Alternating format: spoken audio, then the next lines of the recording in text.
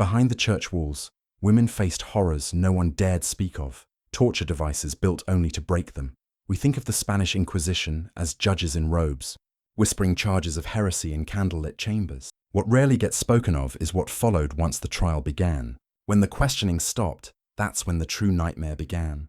And not for the condemned men, but for women, whose suffering at the hands of the Inquisition's devices was so calculated, so precise, that death often seemed merciful in comparison. When we think of the Spanish Inquisition, the image that comes to mind is usually one of robed inquisitors moving through candlelit chambers, whispering accusations of heresy. Yet behind this official theatre lay an institution that shaped the lives, and often the suffering, of thousands. Established in 1478 by Ferdinand II of Aragon and Isabella I of Castile, the Inquisition was designed to enforce strict Catholic orthodoxy in a kingdom still recovering from centuries of religious and cultural diversity. Jews, Muslims, and Protestants became its primary targets, but its net widened quickly.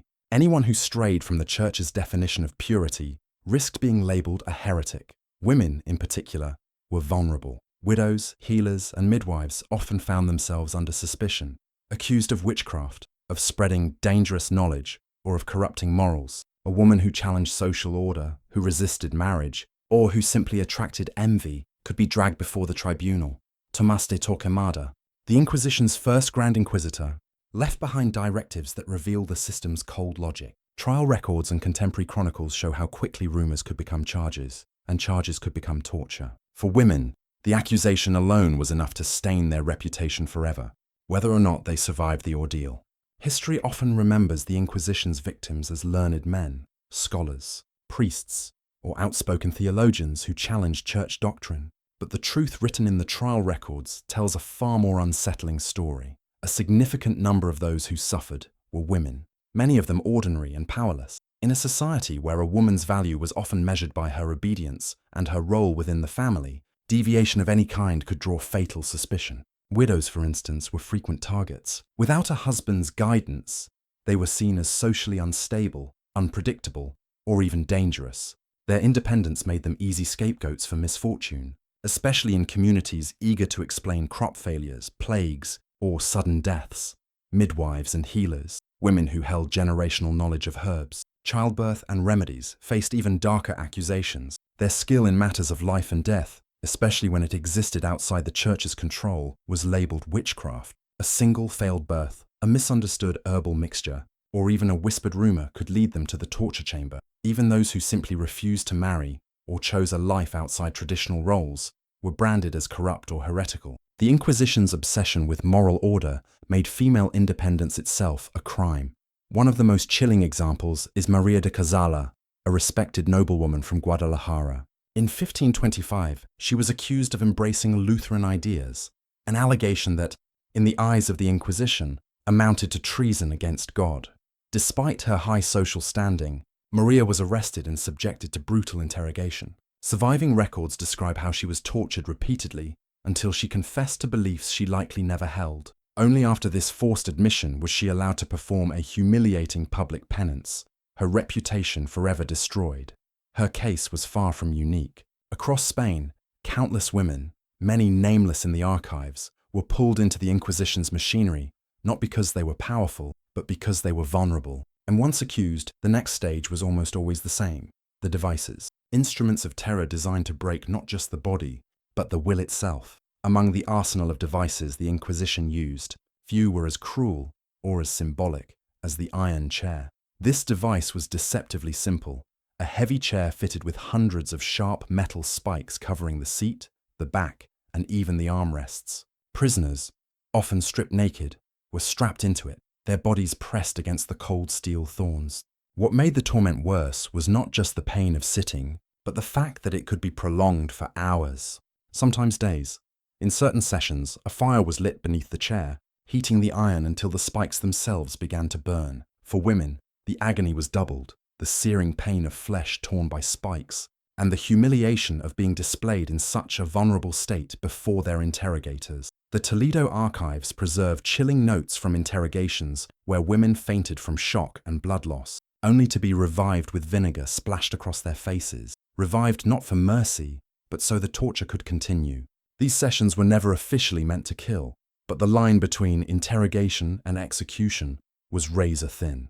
Infection, blood loss, and shock often proved fatal. Today, examples of these spiked chairs survive in European collections, preserved in torture museums in both Spain and Germany. Their very existence, covered in rust and silent in glass cases, provides the archaeological confirmation of what the records describe. Instruments not designed for justice, but for absolute domination of the human body.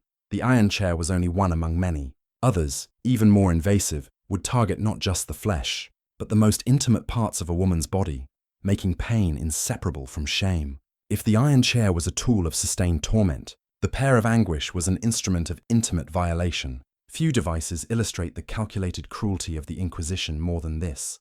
The object itself looked deceptively harmless, a small metal fruit, divided into 4 segments. At its core was a screw mechanism that, when turned, forced the segments to spread outward. Inserted into the mouth, rectum, or vagina, the pear expanded until tissues tore.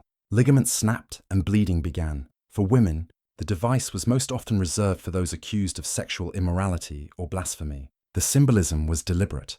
Punishment delivered directly to the part of the body linked, in the eyes of the inquisitors, to sin. Accusations of adultery, witchcraft involving sexuality, or simply speaking irreverently about sacred matters could lead to this horrific sentence. Records drawn from the Directorium. Inquisitorum, a widely circulated Inquisition manual, outlined procedures in which devices of pressure were authorized to secure confession. Later illustrated engravings from the 16th and 17th centuries, though sometimes sensationalized, echo these descriptions with unsettling consistency. Historians believe the pear was not always intended to kill immediately. Instead, it functioned as a weapon of terror. Victims often survived the initial ordeal, but succumbed days later to infection, internal bleeding, or organ damage. The true goal was confession, and even the rumor of such a device was often enough to break the will of the accused. The Pear of Anguish demonstrates how the Inquisition blurred the line between punishment and spectacle. Torture was not just about pain, it was about humiliation, a weapon designed to make the victim's very body a battlefield. If the Pear of Anguish attacked the most private parts of the body, the Strappado brutalized the body's very structure. This was one of the Inquisition's most frequently used methods, and its design was deceptively simple. The victim's arms were tied tightly behind the back, ropes biting into the wrists. From there, the prisoner was hoisted into the air by these bound arms, their entire body weight hanging on twisted shoulders. Sometimes they were held aloft for minutes, sometimes hours. Then came the drop. With a sudden release, the victim would plunge downward, only to be stopped short before hitting the ground. The force dislocated shoulders, tore tendons, and left arms useless. For women, the physical agony was compounded by humiliation. Stripping prisoners before the hoisting was a common practice, ensuring that the punishment was not just physical, but deeply degrading. Chroniclers note how cries of pain were often met with mocking laughter from guards and spectators, reinforcing the message that the victim's body was no longer her own. One preserved case in the Inquisition records of 1491 describes the ordeal of Beatriz de los Rios, accused of Judaizing, secretly practicing Jewish traditions after conversion. According to the testimony, she endured multiple Strappado sessions, each one leaving her weaker, more broken, until finally she confessed. Whether her confession was genuine or fabricated hardly mattered. The device had achieved its purpose. Modern forensic science adds weight to these accounts. Excavations at former Inquisition prisons in Aragon and Zaragoza revealed skeletal remains with clear signs of shoulder dislocations and repetitive joint trauma, injuries consistent with the Strappado. Researchers from the University of Zaragoza concluded that the pattern of damage could not be explained by accident or daily labor but matched exactly what contemporary descriptions of the torture detail. The Strappado reminds us that the Inquisition's cruelty was not theoretical or exaggerated legend. It left physical scars on the bones of its victims, evidence that still speaks centuries later. While some instruments of the Inquisition were designed to tear flesh or dislocate joints, others targeted something even more symbolic, the voice. Among these was the witch's bridle, also known as the scold's bridle, an iron contraption crafted to silence women. The device resembled a heavy mask or cage, fitted over the head and locked in place. Inside, sharp iron spikes pressed into the tongue or roof of the mouth, making even the attempt to speak unbearable. The woman could breathe, she could be seen, but she could not express a word without cutting herself from within. Its victims were often those accused of gossip, blasphemy, or witchcraft, crimes tied not to action, but to speech. A woman who questioned authority, who spread rumors about the church, or who spoke too freely about matters deemed forbidden, could find herself confined within this iron gag. But the torment did not end in the interrogation chamber. In many cases, women were paraded through the streets wearing the bridle, their silence turned into a spectacle of shame. Chroniclers of the time describe jeering crowds mocking these victims as serpents silenced by steel, a phrase that reveals both the misogyny and the cruelty behind the punishment. Unlike the iron chair or the strappado, the bridle did not always leave permanent physical injuries. Its true purpose was psychological, a declaration that a woman's voice could be owned, controlled, or erased by force. And in a society where reputation was survival, such humiliation was often as devastating as physical pain. This focus on silencing and submission shows us how torture was not always about extracting confessions. Sometimes it was about making an example, ensuring others thought twice before speaking out. Water torture. If the witch's bridle sought to silence the voice, the Inquisition's use of water torture, known in records as the toca, sought to steal the very breath of its victims. The method was brutally effective. A woman was strapped to a wooden rack, her limbs stretched until movement was impossible. A coarse cloth was then forced deep into her mouth, filling her throat. Interrogators poured jug after jug of water over her face. The cloth absorbed the liquid, swelling, choking her airway, until the sensation of drowning overwhelmed her body. Contemporary accounts describe how victims thrashed and convulsed, the body instinctively fighting for air, while the tribunal calmly noted each reaction as evidence. The torture could be paused at will, reviving the prisoner, allowing her to cough and vomit water before the process began. Again, one of the clearest examples comes from the trial of Maria Gonzalez in Seville in the 1570s. Accused of secretly practicing Jewish rituals, she endured multiple sessions of the toca. The surviving record states plainly that she confessed after the cloth and water were applied, repeatedly. Whether her confession reflected truth or desperation is impossible to know. Modern forensic experts who have studied these descriptions agree. The toca is identical in mechanism to what we now call waterboarding. The United Nations Convention Against Torture explicitly classifies it as torture, a chilling reminder that what was inflicted in the dungeons of the Inquisition has resurfaced in modern times under new names. For the women subjected to it, survival was no mercy. Lungs scarred, throats raw, minds shattered by terror. The toca left its victims haunted long after the water dried. Psychological torture. Not every weapon of the Inquisition was made of iron or steel. Some of the most devastating methods left no visible scars at all. Psychological torture became a refined instrument of control, particularly effective against women who were already isolated by suspicion and social stigma. Prisoners were often thrown into pitch-black cells, deprived of light for days or weeks at a time. The silence was broken only by the scrape of a guard's boot or the rattle of keys, deliberate reminders of helplessness. Sleep deprivation, hunger, and isolation slowly eroded a woman's sense of self until she no longer trusted her own thoughts. Another common practice was the false execution. Records describe prisoners being led to believe they were about to be burned alive, only to have the flames extinguished at the last moment. One chilling note preserved in an Inquisition archive reads, "The prisoner was led to believe flames awaited her, though none were lit." The terror itself was counted as part of the punishment. For women, the threats often took on a darker dimension. Chroniclers mention interrogators whispering of sexual violation, not always carried out, but always suggested as a looming possibility. In a culture where honor and chastity defined reputation, even the threat of such violence was a weapon powerful enough to force obedience. This form of torture reveals the true reach of the Inquisition.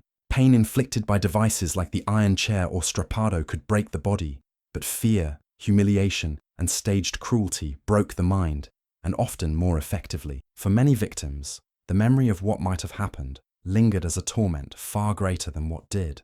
Behind the piety and the rhetoric of saving souls, the Spanish Inquisition was also a machine of profit, and its legal codes reveal how cruelty was carefully disguised as justice. Officially, Inquisition guidelines declared that torture must be conducted, not to cause death or bloodshed. This phrasing created a legal loophole that allowed interrogators to inflict extreme suffering so long as the victim did not die immediately in their custody. A broken body, permanent disfigurement, or death days later from infection did not, in the eyes of the tribunal, violate the rules. For women, the stakes were often higher than the pain itself. A coerced confession could be used as grounds to seize family property, stripping widows and heirs of their inheritance. Trials of accused heretics became convenient tools for enriching both local authorities and the Inquisition's central treasury. Records from the Valladolid courts show in striking detail how the process worked. Once a woman confessed, whether under the iron chair, the Pear of Anguish, or the toca, her property could be declared forfeit. Land, homes, and valuables passed swiftly into the hands of officials, while the victim was left ruined, even if spared execution. This economic motive explains why the machinery of torture was applied with such persistence. It was not only about defending faith, it was about converting suffering into revenue.